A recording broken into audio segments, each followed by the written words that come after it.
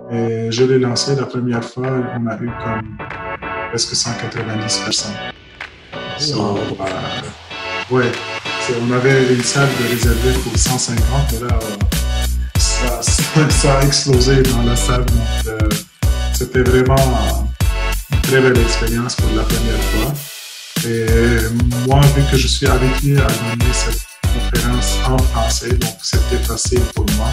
Le domaine du courtage est en constante évolution. Dans une ère technologique où le changement est presque assuré et inévitable, il faut plus que jamais rester à jour et s'adapter aux tendances innovatrices de notre domaine. Vous voulez apprendre des meilleurs courtiers hypothécaires et immobiliers du Québec? Vous voulez devenir un leader dans le courtage? Voici le podcast qu'il vous faut. Les courtiers du Québec avec Seroujane Kenishalingam. Bonjour Antoine, Bonjour, comment ça va, Sergei? ça va super bien et toi? Ça va, ça va. Yes, Merci de m'avoir dans ton show. merci à toi d'être là avec moi à presque 6 heures l'après-midi. Tu as pris le temps, je sais que tu es un homme occupé, merci beaucoup. C'est un plaisir, c'est un plaisir. Donc, tu es un homme qui fait plein de choses. Tu as une équipe à Laval chez Multiprêt. Tout dernièrement, tu étais chez Hypothécaire avant et tu es rentré chez Multiprêt il y a 2 ans. Et depuis de jour en jour, ton équipe grossit et tu démarques avec le volume hypothécaire que tu fais, avec les conférences de premiers achats que tu fais chaque année. Alors, pour les gens qui ne te connaissent pas, moi je te connais très bien Antoine, mais pour les gens qui ne te connaissent pas, peux-tu parler un peu plus de toi, qui tu es, qu'est-ce que tu fais? Ton origine aussi, ça m'intéresse. Oui, c'est parfait, mais merci pour l'introduction. Moi, je suis père de famille, marié, j'ai une fille de 3 ans et demi qui prend beaucoup de notre temps maintenant, dans le confinement spécialement. Courtier hypothécaire, ça fait 7 ans que je suis courtier hypothécaire. Je suis d'origine libanaise. Je suis né au Liban. J'ai vécu jusqu'à l'âge de 22 ans. Et je suis venu ici comme étudiant. En même temps, à mes études, j'étais obligé, je travaillais dans un dépanneur pour pouvoir payer mes études, comme toutes les personnes qui viennent comme immigrantes. Donc, tu dois commencer de quelque part. En fait, moi, quand je suis venu ici, c'est quelque chose qui me touche toujours, comme pour pouvoir venir ici dans le pays. C'est ma sœur qui a pris un loan au Liban, un loan de Mhm. 5 000 $. Ma sœur qui est comme un peu plus âgée que moi, 4 ans plus âgée que moi, elle avait déjà commencé le travail. Donc, elle a pris un loan de 5 000 $ US avec lequel j'ai pu payer mon visa, mon billet d'avion et je suis embarqué ici au Québec pour payer ma première session d'université. Donc, après ça, j'étais obligé de travailler double shift, des choses comme ça en parallèle à mes études. J'étudiais en informatique. C'était comme le rêve de venir ici, c'était de faire un PhD en informatique, avoir la nationalité canadienne et s'intégrer. Donc, à l'université, j'avais des très bonnes notes. J'aimais l'informatique, j'aime la programmation. Donc, j'ai fini un certificat avec une mention d'excellence, palmarès du doyen. Toutes les bons kits pour que la famille soit fière de moi. Euh, mais là, en avançant, vu que je travaillais dans un dépanneur, j'ai eu la chance de voir ce dépanneur-là. J'ai eu la chance encore de voir un autre dépanneur, même en commençant de zéro. Donc, j'étais capable de l'avoir. Donc, ça existe du financement, même dans le commerce. Et il faut que ça soit au bon timing. Et que tu sois là au bon timing. Donc, la vie te donne. J'ai eu la chance d'avoir ce deuxième dépanneur. Et là, je me suis dit, même en ayant un DESS comme une maîtrise sans mémoire, DESS, diplôme de deuxième cycle en université en informatique appliquée.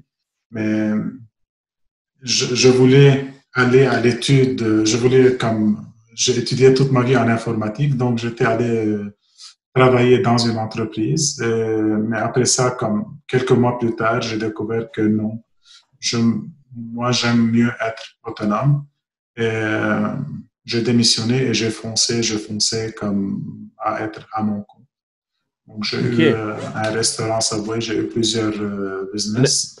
restaurant Subway? Oui, je suis franchisé, j'ai toujours un restaurant maintenant, Oh, en tu as toujours parallèle. un restaurant Subway? Wow. Mais j'ai quelqu'un qui le gère. Moi, je suis T'es beaucoup moins tout un disponible. entrepreneur, donc tu fais non seulement des hypothèques everyday, puis tu gères un restaurant Subway. C'est C'est intéressant. ça. Ouais, Donc, je c'est peux ça. avoir un 12 Ah, pouces et gratos. un spécial, oui, c'est ça. C'est J'adore ça. Subway, j'adore Subway. J'adore les biscuits Ouais, macadam. Ça, c'est ça. c'est mon biscuit préféré. Euh, Euh, Quand tu travailles avec eux, tu trouves que c'est vraiment clean, tout est bon. Donc, nice, mais, nice. mais à vrai dire, comme en 2013, quand j'ai commencé en hypothèque, j'ai vendu mon dépanneur, mon deuxième dépanneur, car le premier c'était déjà parti. Le restaurant, j'ai quelqu'un qui le gère, comme moi, je m'en occupe de rien. Euh, je me suis concentré à l'hypothèque. Et là, comme tu vois, comme on essaie d'agrandir et avoir une équipe, une entreprise en hypothèque. Right, alright. Puis pourquoi les hypothèques? Qu'est-ce qui t'a donné le go pour dire, OK, moi, les hypothèques, c'est ça que j'aimerais entreprendre comme ma nouvelle business?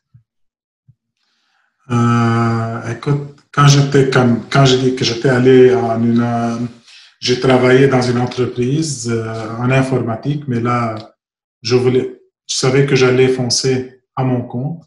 Et je savais que être dans un dépanneur, non, c'est pas ça ce que je veux pour ma vie, pour mon avenir. Donc, je m'intéressais toujours à l'immobilier. En 2009, j'ai essayé d'acheter ma première propriété. Moi, je suis arrivé ici en 2003, le 2 janvier 2003. Donc, en 2009, je voulais, comme avec Janine, mon épouse, on voulait acheter la première propriété. Là, j'ai rencontré un ami qui était devenu fraîchement un courtier hypothécaire. So, on a vérifié avec lui. Là, il m'a dit, ah, tu qualifies pour 589. On a commencé à chercher. Non, ça n'a pas fonctionné. Après ça, on a baissé à 400 000. Ça n'a pas fonctionné. On est fini avec une maison de proche de 200 000 et ça n'a pas fonctionné. Donc, en fait, lui, il était fraîchement courtier. Il n'avait pas beaucoup de connaissances. Et il y avait des programmes qu'il pensait que ça existait, mais la pratique, ça n'existait pas. Donc, Étais-tu fâché contre lui, là? C'est 3 fois qu'il fait une erreur. mais écoute, c'est sûr, c'est sûr, mais je suis pas du genre que moi, comme je vais être méchant avec les gens comme moi, je voulais encourager un ami, ça n'a pas fonctionné avec lui, c'est correct. Mais après ça, comme je m'intéressais beaucoup à l'immobilier, j'étais dans le dépanneur en train de lire le livre Rich Dad Poor Dad. Et là, un de mes vendeurs rentre, il me voit avec ce livre. Il m'a dit, écoute, mais il y a le club des investisseurs immobiliers ici à Québec. So, ils se rencontrent chaque mois. Il m'a expliqué c'est quoi le club. J'ai tout de suite dit, wow, parfait. À la minute même, j'ai pris le téléphone, j'ai appelé le club. Il y avait une formation sur le financement créatif. Donc, j'ai pris cette formation de une journée. Et après ça, j'ai fini par prendre tout le coaching avec le club, toutes les choses. Et quand j'ai commencé mon coaching, 2 mois plus tard, j'ai engagé quelqu'un à ma place dans mon dépanneur. Donc, c'était un conseil de Jacques Lépine, qui est le président fondateur du club. Il t'a personnellement dit d'engager quelqu'un? Mais c'est pas ça, car tu as un objectif dans la vie. Donc, si tu dis, ah, moi, mon objectif, c'est que je vais faire 200 000 dollars. Et si tu viens pour calculer, lui, c'était ça. OK, tu vas faire 200 000 dollars. Si on divise ça, si on fait, ça te fait combien de revenus? Donc là, OK, mon revenu à l'heure, il est 100 dollars à l'heure. Mais comme caissier, mon revenu, il est 16 dollars, 14 dollars si je suis 16 dollars si je suis gérant. Donc, je ne vais jamais arriver à mon objectif ou à mon rêve avec ce que je fais. Donc, il faut prendre la décision. Et moi, je suis le genre que je fonce. Donc, je prends la décision et j'ai confiance que tout va bien aller. Si tu vas foncer, ça va aller. Comme je te dis, je suis arrivé avec euh, même pas d'argent dans le pays, mais ça va bien aller. Donc, si tu travailles, c'est un très beau pays, il te donne si tu fonces. Donc, c'est ça ce que je fais. J'ai foncé, je fonce toujours euh, sans calculer le risque des fois, mais Jusqu'à maintenant, heureusement, ça marche bien jusqu'à maintenant. ça marche bien, ça marche très bien pour toi. Ma prochaine question, Antoine. Tu sais, le domaine hypothécaire est un domaine qui est assez difficile comme le domaine immobilier pour les courtiers immobiliers. Oui, il y a environ 1800-2000 courtiers hypothécaires à travers le Québec, mais avoir des clients, aller chercher de la business, c'est extrêmement difficile. Parce qu'il y a plein de choses que tu dois faire pour aller chercher de la business. Les gens doivent faire confiance et toi, tu as comme bâti une business où tu as beaucoup de clients. Tu as un volume d'affaires d'environ 40 millions, 45 millions. Ouais, 45. 45 millions. Alors, dis-moi, c'est quoi ton secret?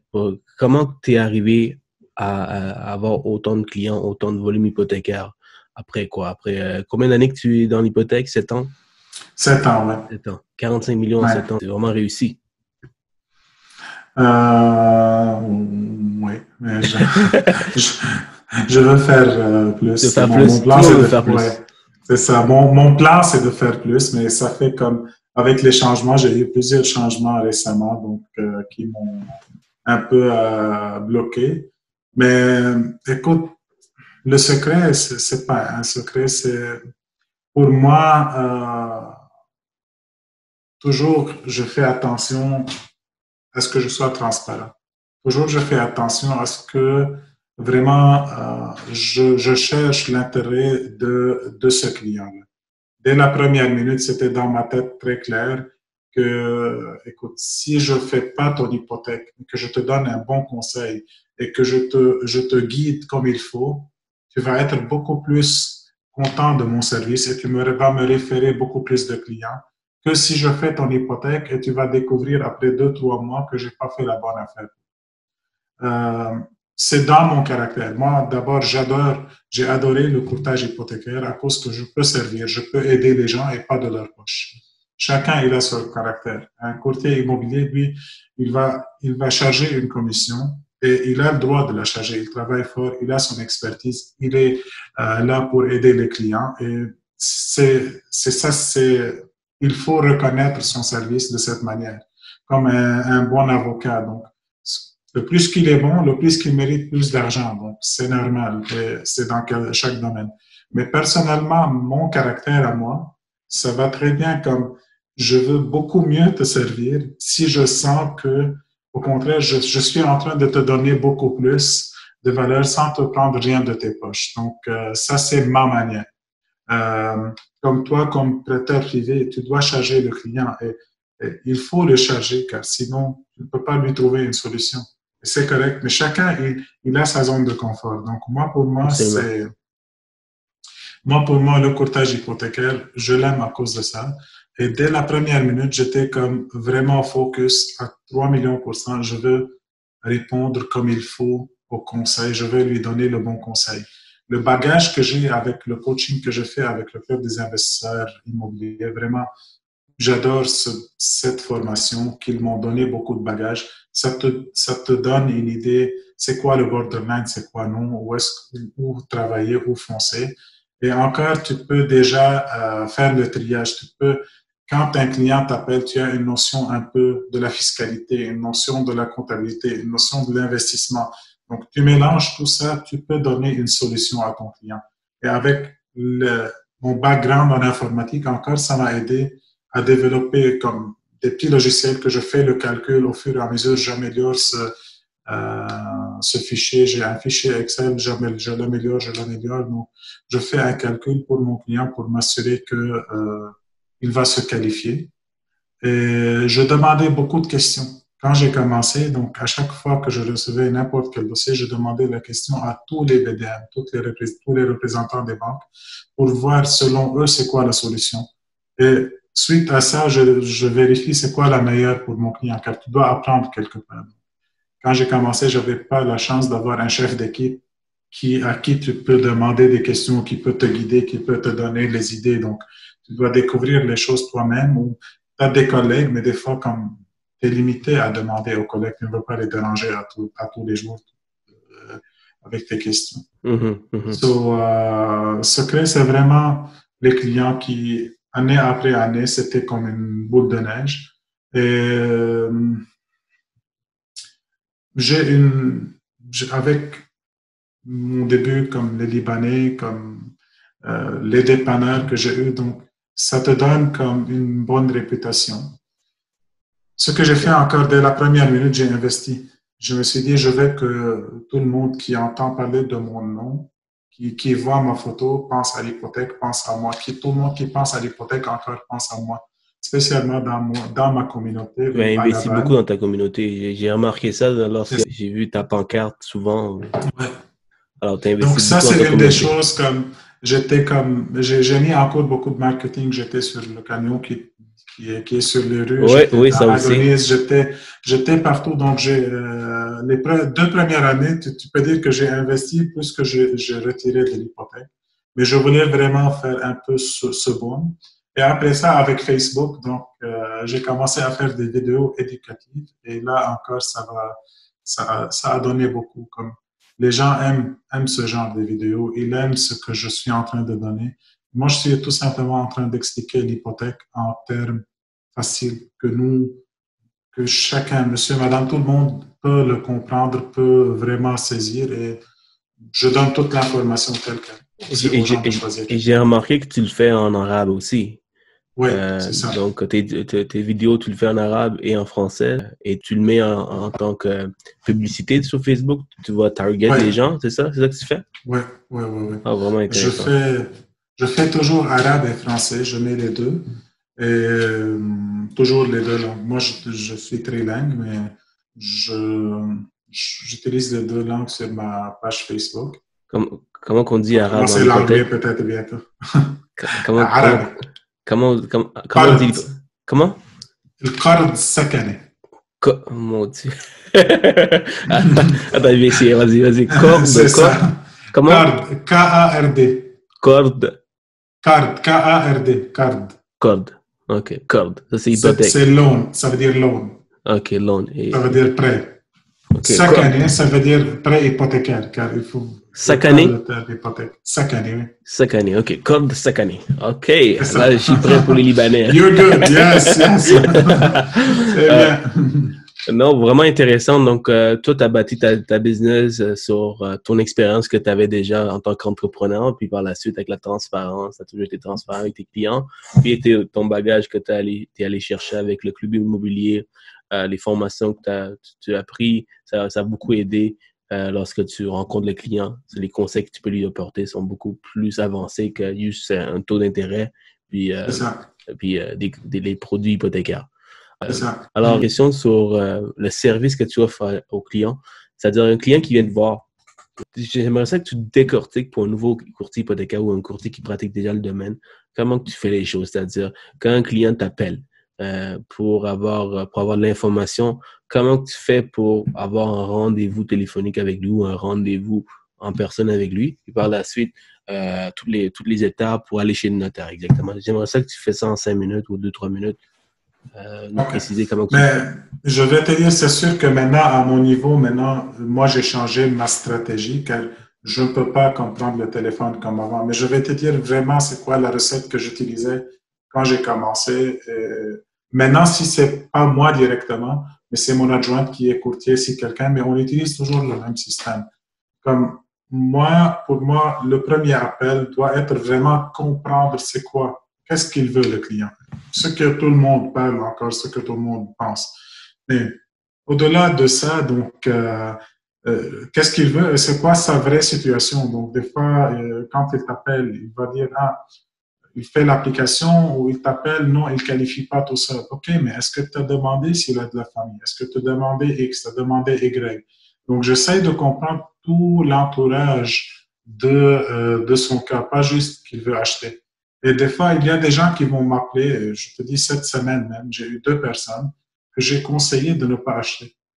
Car c'est des personnes qui ne font pas assez de revenus. Ils veulent acheter une maison à 400 000, mais leur budget, c'est 1 200, donc ça ne fait pas. Donc, tu ne peux pas leur dire que La madame était en train de me dire, ah, mais si j'ai besoin de travailler pour se qualifier pour 300 000, je peux travailler, je peux commencer un travail. J'ai dit, mais est-ce que ton intention, c'est de continuer à travailler? Elle m'a dit non. Mais si ton intention, c'est pas de continuer à travailler avec le revenu que ton conjoint et ton fils font, vous n'êtes pas capable de payer la propriété. Donc, c'est pas une bonne chose. Et vraiment, j'ai passé 35 minutes avec elle pour la convaincre de ne pas acheter. C'est pas pour la qualifier ou non. Donc, ça, c'était une chose, mais peut-être c'est pas ça ce que tout le monde veut entendre, mais c'est comme ça que je travaille. Et Excellent. maintenant, pour une conversation téléphonique, vraiment, donc au téléphone, je vais essayer de comprendre le besoin pour booker un rendez-vous le plus vite possible. Et le rendez-vous peut être au téléphone, il peut être en personne, il n'y a pas de problème. Au début, je rencontrais toujours les gens, mais maintenant, comme au téléphone, maintenant, on peut encore déterminer, OK, c'est quoi ton besoin parfait? Si on fait ça, si on fait ça, voici la stratégie. Donc, on est capable de déterminer tout de suite rapidement la stratégie qu'on va utiliser avec ce client X pour le closer. Donc, et moi, 7 ans dans le domaine, mais dès la première journée, j'ai commencé à améliorer mes templates. Donc, j'utilise beaucoup les templates.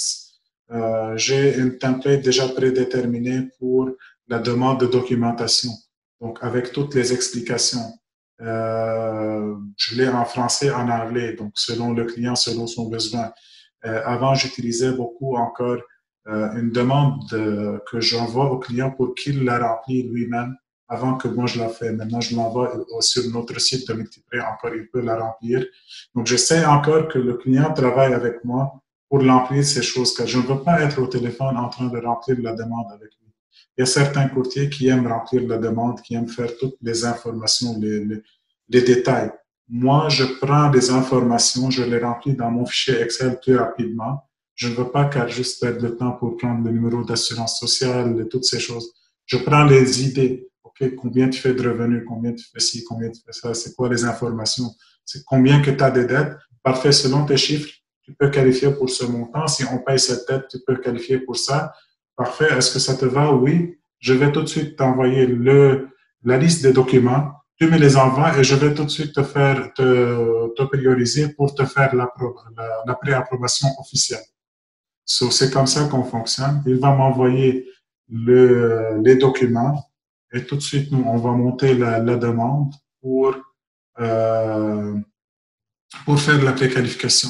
Et toujours, on essaye, comme j'ai des templates, comme j'ai dit, le courriel template pour la préapprobation. Une fois qu'on a la préapprobation, on l'envoie au client avec le template de félicitations. Les suivis encore, on a des templates et on fait des schedules dans le calendrier. Et je dis au client, écoute, on va à ton rythme. Si tu veux acheter dans 2 ans, c'est dans 2 ans. Dans ma rencontre encore, dans mon premier appel téléphonique, je ne veux pas te pousser pour une rencontre. Si c'est dans 2 ans ton objectif, on va aller dans 2 ans. Mais sauf que moi, je préfère te préparer tout de suite, car peut-être qu'on peut faire du pré-rap, peut-être qu'on doit payer des dettes pour que ton crédit s'améliore. Peut-être que tu avais déjà des REER que tu peux acheter. Et ça nous arrive souvent que le client, il peut acheter aujourd'hui, mais selon lui, il pense qu'il ne peut pas acheter.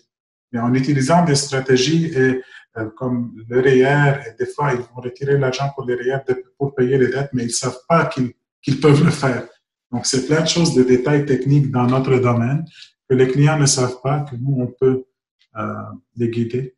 Mais si son objectif, c'est dans 2 ans, je lui dis, on va aller avec ton rythme, mais moi, je dois m'assurer de t'envoyer mes suivis dans chaque 3 mois juste pour savoir où est-ce que tu en es.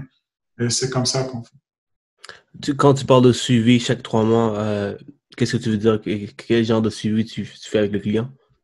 Un simple courriel pour voir où est-ce qu'ils sont rendus, s'ils ont des questions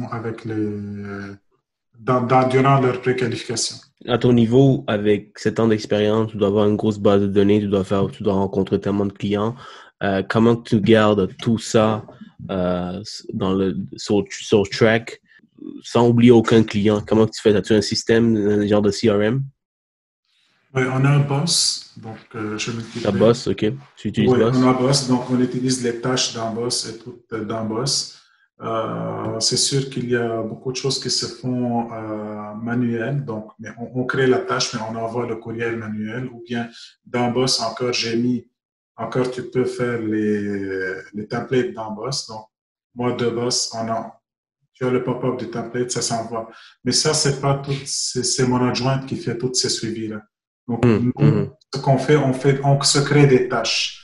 Donc, moi, je vais lui créer une tâche. Elle va créer une tâche au souscripteur, car j'ai encore un souscripteur qui fait juste mes dossiers. Donc, moi, j'essaie juste de parler avec le client pour les 20-25 minutes, et c'est tout. Parfait. Donc, pour le suivi, c'est vraiment eux autres qui vont le faire. Intéressant. Maintenant, un client qui t'appelle, souvent on a ce genre d'appel, il t'appelle puis il dit hey, c'est quoi ton meilleur taux? Comment qu'on fait comment tu fais pour garder le client? Je te dis, on a toujours les meilleurs taux. C'est pas qu'on n'a pas souvent les meilleurs taux. Ça va dépendre de vous. Mais on a toujours les meilleurs taux, car si tu n'as pas le meilleur taux pour ce client avec cette banque, tu as avec une autre banque où tu peux faire un buy down. Mais si tu n'as pas le meilleur taux, tu peux avoir une meilleure stratégie. Il va devenir comme pour le client qui va leur coûter moins cher. Comme maintenant, juste pour te donner une idée, on a avec une banque une remise en argent de 3% avec un taux de 3,39. J'ai fait des calculs pour certains clients encore. S'ils prennent cette remise en argent selon leur cas, c'est comme si je donnais un taux de 1,5 versus leur banque qui n'a pas ce programme de remise en argent. Et donc, c'est vraiment du cas par cas. C'est toujours du cas par cas. Mais si un client m'appelle pour le taux d'intérêt, donc je vais lui dire, écoute, j'ai tous les taux d'intérêt. Nos taux, ça commence à partir de 2,05 jusqu'au meilleur taux. Donc, c'est vraiment, ça va dépendre de ta situation. Mais toi, qu'est-ce que tu cherches? S'il va me dire, ah, moi, écoute, j'ai eu un 1,99 avec RBC, mais tu as une excellente offre, je vais lui dire, tu as une excellente offre avec RBC, mais écoute, vu qu'on est ensemble à la ligne, j'aimerais comprendre, j'aimerais qu'on fasse attention à ci, j'aimerais qu'on fasse attention à ça. Je vais te dire, continue avec RBC à la fin de la conversation. Mais quand même, je veux prendre le temps un peu plus avec le client pour lui dire qu'à nous, comme on a avec certains prêteurs encore un taux de 2,59, par exemple, si c'est un prêt hypothécaire régulier, ou 2,49 si c'est un prêt hypothécaire à taux réduit. Mais il y a des conséquences de ce taux réduit-là que si tu ne peux pas quitter cette banque avant de 5 ans, ou bien si tu casses l'hypothèque, tu dois payer un intérêt plus élevé. Donc, des fois, je vais dire au client, écoute, vas-y avec ta banque, mais fais attention s'il te plaît. Ils t'ont donné le 2,49 et le 2,59. Prends le 2,59 s'il te plaît. Fais-moi un service, prends le 2,59. Ça va te faire une différence de $100 sur ton 100 000 d'hypothèque par année. Mais si jamais tu dois briser, ça va te coûter $10 000 de moins cher. Donc, si je comprends bien, tu connais la compétition, les produits des compétiteurs. Alors, tu es capable d'amener des conseils pour vraiment encadrer le client et de donner le meilleur conseil possible, c'est ça? C'est ça. Et comme je dis, il faut calculer les intérêts à la fin. Combien il va sauver en intérêt? Explique-moi toute ta situation, si tu me permets, cher client. Explique-moi. Oui, je sais que tu veux juste le taux. Ta situation, si je trouve que selon sa situation, non, c'est vraiment, il n'y a rien à faire et il a un meilleur taux ailleurs, je vais lui dire, écoute, il n'y a rien à faire, tu as un meilleur taux. Voici ça, moi, c'est ça ce que j'offre comme service. Est-ce que tu aimes faire affaire avec moi à cause de ce que tu as entendu ou non? Tout simplement. Donc, je n'ai pas d'autre chose à vendre. OK. Donc, tu choisis tes batailles. Donc, des fois, si tu vois qu'il n'y a rien à faire, tu restes transparent avec le client en leur disant, écoute, vous avez un bon taux. Par expérience, écoute, encore par expérience, car ces clients-là que tu vas pousser pour les acheter et pour comme leur dire, ah non, j'ai réussi à baisser ton taux, j'ai réussi à te faire ça. Si c'est seulement une conversation de taux d'intérêt, mais à la fin de compte, une fois qu'il arrive chez le notaire, sa banque va lui revenir avec un taux moins élevé et là, il va te dire, mais écoute, je suis fini par aller avec ma banque. Comme ça m'est arrivé dans le passé, c'est pour ça que je me suis décidé, écoute, pour ne pas perdre tout ce temps-là, je vais avoir le commitment du client en premier. Est-ce que tu vas aller avec moi si moi j'ai le même taux que ta banque? Si oui, on va aller de l'avant. Sinon, si toi, c'est vraiment juste une question de taux et si entre moi et ta banque, on est au même taux ou à 0,05 de différence. Tu vas aller avec ta banque. Donc, dès le début, je préfère, écoute, non, je t'ai donné le bon conseil. Si tu as besoin de notre conseil, n'hésite pas, je suis là, je vais te servir, mais je ne veux pas perdre le temps pour faire ton hypothèque. Tout simplement. Vraiment intéressant. Alors, tu gardes ton client, puis tu essaies d'amener d'autres valeurs ajoutées, autres que juste un taux d'intérêt. Donc, pour le client, il se dit, OK, Antoine, non seulement il me donne les meilleurs conseils, mais il veut mon bien. Donc, finalement, j'ai décidé de rester avec Antoine. Super, OK, good. Dis-moi, Antoine, là, on va passons au secret d'Antoine. Ouais, donc, c'est des questions spécifiques sur le marketing, sur la prospection. J'aimerais ça connaître un peu qu'est-ce que tu fais exactement pour aider les courtiers qui nous écoutent aujourd'hui. C'est quoi ton meilleur outil de marketing jusqu'à aujourd'hui? Qu'est-ce qui fonctionne, qui t'amène des leads? Moi. Ça doit être la plateforme, moi, je veux dire. Non, mais écoute, mais moi, je peux être n'importe qui. Chaque personne doit dire c'est moi qui va être mon meilleur outil, car en fin de compte, nous sommes on vend du service et c'est nous qu'on vend. C'est notre image. Le client, il va s'associer à cette image-là, il va te faire confiance avec son hypothèque. Les gens, ils vont aller acheter une auto, ils ne vont pas penser. Ils vont dépenser $700 par mois sans penser, même s'il n'a pas les moyens de le faire. Il va aller faire un financement pour une auto car il l'aime. Et quand ça arrive à l'hypothèque, là, ils viennent de penser et il y a tout le monde aux alentours qui vont lui conseiller, qui vont lui dire n'importe quoi. Donc, si tu travailles ton nom, ta marque, ton image, que chacun qui va parler de Antoine Fegali, chacun qui va parler de toi comme courtier, il va entendre son ami lui dit oui, vas-y, va entendre, oui, vas-y, va entendre, oui, vas-y, va entendre. Donc, ça va devenir plus solide qu'il te fait confiance. Et quand il va venir te voir, c'est automatique, la confiance, elle est déjà bâtie et il te connaît déjà. Donc, si je vais revenir à l'outil qui m'a permis, par exemple, de faire ça, comme j'ai dit, moi, je voulais être vu partout. Et heureusement, je suis connu que c'est ma personnalité. Je suis une bonne personne. J'ai un bon cœur. Donc, j'aime donner, j'aime aider. Donc, tout le monde qui me savent, tout le monde qui pense à moi, savent cette chose. Donc, quand j'ai commencé avec Facebook encore, ça a été une excellente chose que je conseille à tout le monde. Comme, si tu parles une langue différente, donne des petits épisodes, des petites capsules dans ta langue pour que les gens commencent à te reconnaître, pour que les gens commencent à te savoir dans ta langue. Moi, comme j'ai eu encore un plus de succès à cause de ma langue arabe, je parle en arabe et je suis le premier qui a commencé à créer ces contenus en arabe et j'ai beaucoup de visibilité. Donc, des fois, je vais mettre une vidéo, je vais avoir 40, 50 000 views sur Facebook. Donc, les gens, maintenant, sont en train de me voir. Mais 40 000 views? Oui, sur Facebook, j'en ai des vidéos qui ont plus de 40 000 views. Wow! Ouais. Donc... c'est malade, 40 000 views. Oui. Mais j'ai quelqu'un qui s'occupe de mon Facebook que tu connais, donc... le gars à côté, là, dans ton bureau? Oui, c'est ça. Donc, Raymond, mais maintenant, il fait pas ça pour d'autres personnes, donc, mais il me garde comme client. Il fait pas beaucoup ça, donc il a gardé quelques clients. Donc, moi, c'est vraiment, on est des amis encore. Donc, lui, il a monté encore une stratégie qu'on est visible maintenant. Quand on met quelque chose, on est visible. Mais c'est sûr qu'on fait de ad, on paye pour ça. C'est pas, il y a certains qu'on paye. Il y a des fois qui vont aller viral. Tu vas voir, j'ai des vidéos qui ont 150, 160 shares même. Donc, vraiment intéressant. Donc, tu utilises vraiment Facebook pour aller chercher la clientèle et puis tu te mets out there avec des capsules. Super. C'est vraiment pas juste la clientèle, ça crée la chose que ton nom, il est vraiment familier. Bâtis ton nom. C'est ça ce que tu travailles. Ton nom, il est familier à ces personnes qui entendent parler de toi. Et Partenaire d'affaires, encore, c'est une très bonne chose que tu sois un partenaire avec un bon conseiller un bon conseiller financier ou un bon agent immobilier.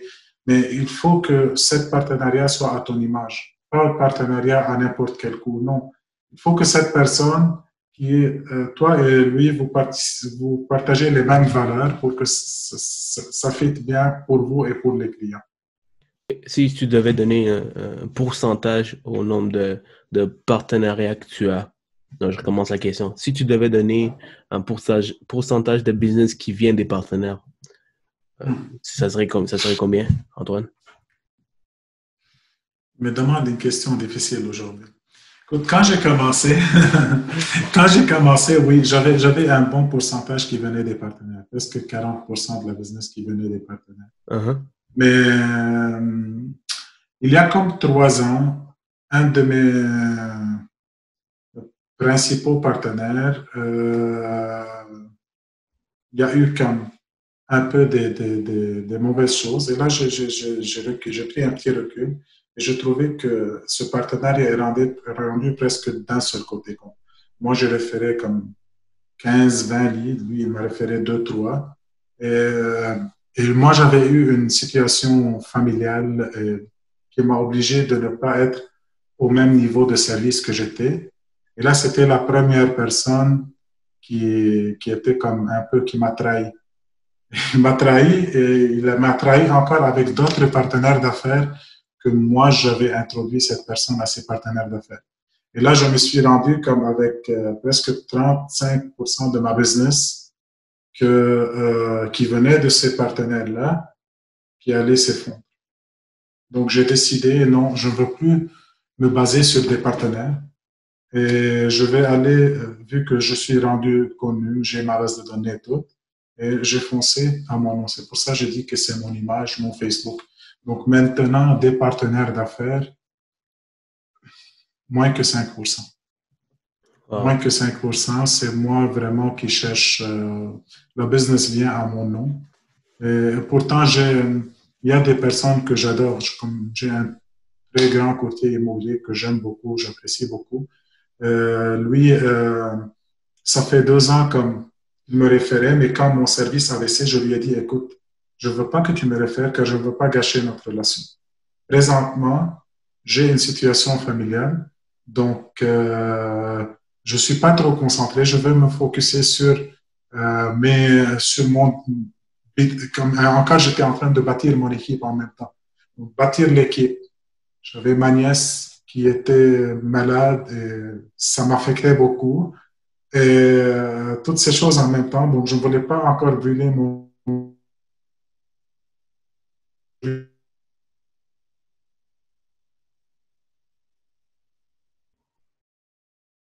Je lui ai dit, écoute, on est capable, mais je voulais mettre un système en place, car moi, je ne peux plus donner le même service que je donnais quand j'étais juste Antoine Fegali. Maintenant, vu que je suis rendu équipe Fegali, et vraiment, j'ai comme objectif la réussite de tous mes courtiers. Donc, je travaille vraiment à monter tout le système de référencement pour que tous mes courtiers aient des bons volumes. Donc, mais je veux que mon système encore fonctionne de la même manière. Le service que j'offrais quand j'étais Antoine Fegali, je veux que ce soit un duplicata avec les courtiers qu'on a. Donc, c'est sur ça qu'on travaille. Et je ne dis pas comme flusher ces personnes-là, mais une fois, tu vas comme n'importe quelle personne dans la vie. Comme tu ouvres un petit dépanneur, mais après ça, tu vas être un Adonis. Mm-hmm. Tu ne peux pas être au même niveau de service, tu ne peux pas avoir les mêmes partenaires d'affaires. Même chose comme tu commences, tu as besoin de ces partenaires d'affaires. C'est pour ça que je dis choisissez les bons partenaires. Car il y en a encore qui vont choisir celui qui commence, celui qui est en train de référer à 1 million de personnes. Mais lui, you cannot be another person. Tu ne peux pas être juste cette autre personne à qui il va référer un dossier si jamais il a du temps. Donc, trouve-toi un partenaire pour vraiment faire le bon fit ensemble. Alors, c'est-à-dire trouver des partenaires qui fit tes valeurs, ton mindset, puis travailler sur la qualité et non le nombre de volumes de partenaires que tu as. C'est ça. Mm-hmm. Et la confiance. Car le meilleur partenariat que j'avais eu, Dans le temps, c'était avec un conseiller financier. Après ça, un courtier immobilier qui n'est pas le courtier sur lequel je bâtissais ma business. C'est un autre courtier immobilier qui est vraiment bon. Et j'ai bâti avec lui un partenariat et il m'a référé, je pense, comme 4 millions pendant une seule année, la première année qu'on faisait affaire ensemble. Wow. Et l'autre partenariat avec le conseiller financier, donc ça venait comme faire ensemble, comme je dis, presque 35% de mon volume. Et selon toi, c'est quoi la meilleure façon d'aller chercher des partenariats? Souvent, c'est en tant que courtier immobilier, courtier hypothécaire, conseiller financier, on se fait souvent approcher par d'autres personnes qui veulent faire affaire avec nous. Mais pourquoi un courtier décide de travailler avec toi? Pourquoi un conseiller décide de travailler avec toi, Antoine? Du service que tu vas offrir à son client et tu closes le deal. Tu vas être transparent, que tu vas lui dire, écoute, je suis capable de le closer ou non. Et des fois, moi, dans des transactions pour ces partenaires, je ne faisais pas d'argent. Mais je sais que la transaction est importante pour mon partenaire. Donc, je vais faire tout pour faire la transaction pour mon partenaire, pas pour moi. Ça, c'est très important. Vraiment, c'est très important. Car si tu as l'intérêt de ton partenaire en premier encore, comme l'intérêt du client, donc là, lui, il va encore te référer beaucoup plus. Comme le conseiller financier, par exemple, je te donne un exemple. Moi, je savais que si lui, il envoie à Manuvie, il a une meilleure commission. Donc, j'établissais, quand il m'envoyait un client, je vérifiais c'est quoi la situation, je vérifiais tout. Et là, si je trouve que c'est un bon candidat pour Manuvie, je répondais, écoute, je pense que c'est un bon candidat pour Manuvie. Je faisais un reply au client en disant, écoutez, voici ce qu'on peut faire. On peut faire ça, on peut faire ça, on peut faire ça. Mais moi, honnêtement, je trouve que votre meilleure solution, c'est le Manuvie 1. Et c'est lui qui va être capable de vous aider avec votre Manuvie 1. Donc, je prends le temps, je perds peut-être 1 heure, 2 heures de travail avec ce client-là. Mais après ça, je redonne ça. Car ça va revenir. Ça va revenir. Bien sûr, c'est sûr. Puis le conseiller, il va tellement apprécier le fait que tu viennes de faire un move comme ça. Absolument. Je n'étais pas au courant qu'un conseiller peut référer à Manuvie 1 pour l'hypothèque et être rémunéré plus que ce qu'on peut lui donner. Je n'étais pas au courant de ça. Il y a des trade-off fees chaque année. Wow. C'est pour ça qu'il préfère ça. Il préfère les trade-off fees sur le Manuvie. Oui, ok, je comprends. Puis Manuvie, de base, c'est une compagnie d'assurance. C'est une des raisons pour lesquelles je travaille avec les conseillers. Mais maintenant, comme je travaille beaucoup de Manuvie moi-même, je ne suis pas partenaire, mais c'est un excellent produit encore. Beaucoup d'autres produits.